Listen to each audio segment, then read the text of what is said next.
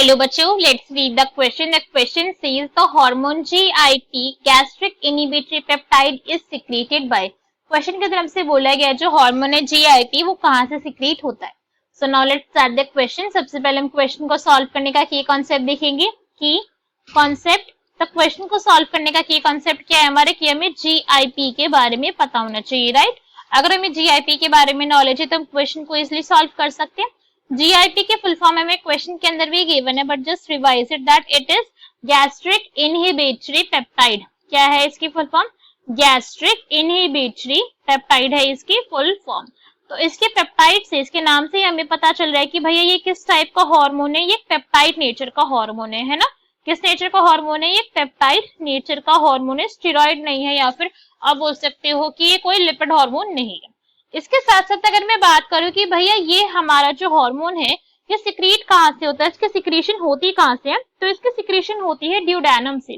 कहाँ से सिक्रीट होता है ये? ड्यूडेनम से. ड्यूडेनम जो हमारे स्मॉल इंटेस्टाइन से पहले, मतलब हमारे स्टमक का और स्मॉल इंटेस्टाइन का जो बिल्कुल स्टार्टिंग वाला रीजन होता है ड्यूडेनम. आप ऐसे समझो इस पॉइंट को कि ये क्या है हमारा, this is our stomach region. ये हमारा स्टमक है. ये वाला जो रीजन है this is basically duodenum. Duodenum है ये हमारा रीजन.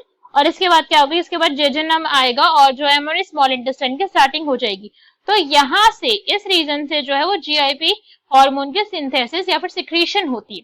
अब अगर हम बात करें कि भाई GIP का काम क्या है, तो नाम पढ़ के कुछ कुछ आइडिया लग रहा है कि भाई गैस्ट्रिक इनहिबिटरी पेप्टाइड, कुछ ना कुछ इनहिबिशन से रिलेटेड इसका फंक्शन है. तो इसका क्या फंक्शन होता है कि इनहिबिट करता है. क्या काम है इसका? Inhibits gastric secretion.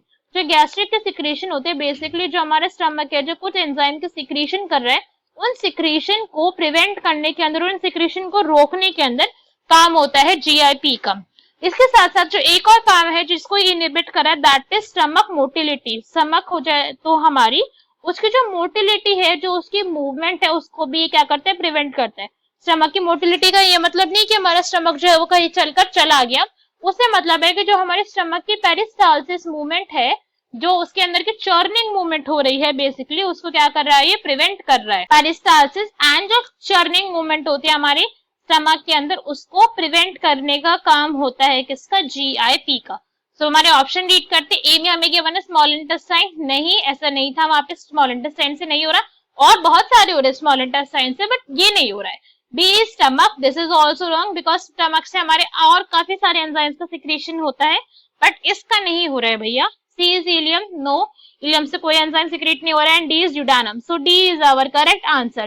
Hope you understood it well. Best of luck. Thank you.